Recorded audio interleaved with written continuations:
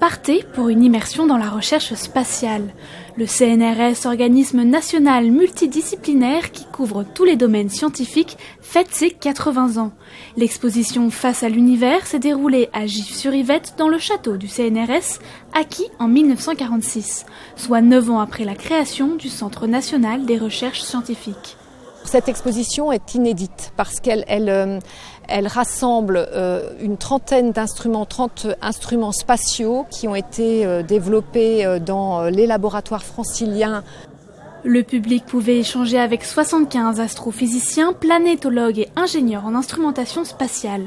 Les instruments d'exploration des planètes étaient visibles, ainsi que leur évolution dans le temps, comme cet instrument spatial Microméga, un microscope qui est le petit-fils d'Oméga.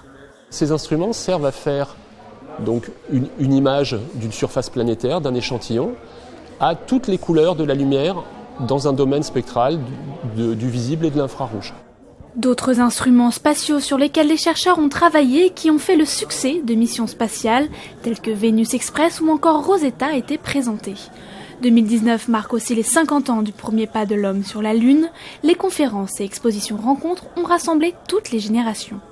Des animations en réalité virtuelle avec la particularité d'avoir été réalisées à partir de véritables images collectées lors de missions spatiales et un escape game à bord d'une navette spatiale était proposé aux visiteurs.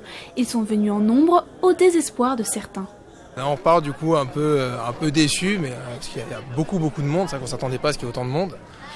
Mais ça avait l'air intéressant, donc c'est assez dommage.